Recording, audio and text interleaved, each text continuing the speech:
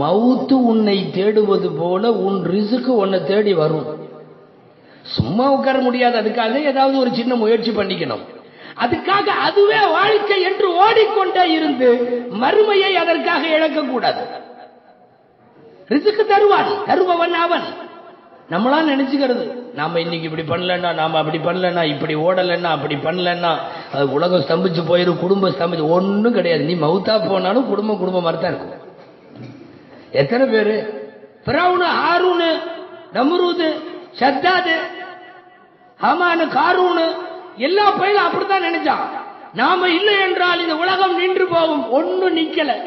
அவங்கள பூரா டோட்டலா வாஷ் அவுட் பண்ணிட்டு அல்லாஹ் சொல்றான், ஃபமா பக்கத் அலைஹிமுஸ் ஸமாஉ வல் அர்து. இவனுக்கெல்லாம் போனானுங்க, வானமும் அழுகல, பூமியும் அழுகல. வழக்கம் போல துனியா கண்டினியூ ஆயிட்டு இருக்கு. வானம் அழுகல, பூமி அழுகல. அவ்வளவு பெரிய ஃபிரௌன் இறந்ததற்காக உலகம் ஸ்தம்பிக்கல. ஒரு சாதாரண மனிதர்கள் எம்மாத்திரம். நம்முடைய பொறுப்புகளை எல்லாம் தீர்மானிப்பவன் அவன் என்று முடிவெடுத்து விட்டால் நாம இவ்வளவு தூரம் அல்லாஹ்வை மறந்துட்டு மறுமையை விட்டுட்டு எல்லாம் சுத்த மாட்டோம். வேடிக்கையா சொல்லுவாங்க, பிளைட்ல ஏறி உட்கார்ந்துட்டு 10 கிலோ ஹேண்ட் லக்கேஜ் வச்சிருந்தாரு, அது தூக்கி தலையில வச்சுக்கிட்டாராம். பிளைட்ல பக்கத்தில் இருக்கிறவங்க கேட்டாங்களா, இது என்ன வித்தியாசமா இருக்கு, பிளைட்ல தானே உட்கார்ந்துருக்கீங்க, எதுக்கு இதை தூக்கி தலையில வைக்கிறீங்க?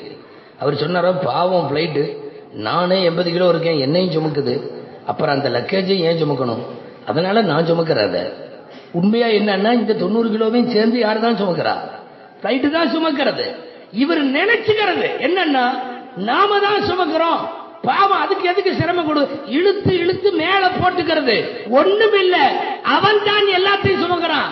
நாம நினைச்சுக்கிறது நாம சுமக்கிறோம், நாம தீர்மானிக்கிறோம். இல்லை, தீர்மானிக்கிற இடத்தில் அவன் இருக்கிறான். யார் யாருக்கு எவ்வளவு ரிஸ்க் அவன் இருக்கிறான். பொதுவா மறுமையை நோக்கி பயணிக்காமல் உலக சிந்தனைகள் அதிகமாக வருவதற்கு முதல் காரணம் என்ன தெரியுமா? ரிஸ்க் விஷயத்துல முழுமையான நம்பிக்கை இன்னும் வரல. இவன் நினைச்சுக்கிறது நம்ம அசையலைன்னா எல்லாமே ஸ்தம்பிச்சு போயிடும். இல்ல, ரஸாக் அவன். குர்ஆன்ல 12வது ஜுஸுடைய ஆரம்பம் உங்கள் எல்லோருக்கும் தெரியும். வமா மின் தாபத்தின் ஃபில் அர்தி இல்லா அலல்லாஹி ரிஸ்குஹா. பூமியில் இருக்கிற எல்லா ஜீவராசிகளுக்கான ரிஸ்குக்கு அவன் பொறுப்பு.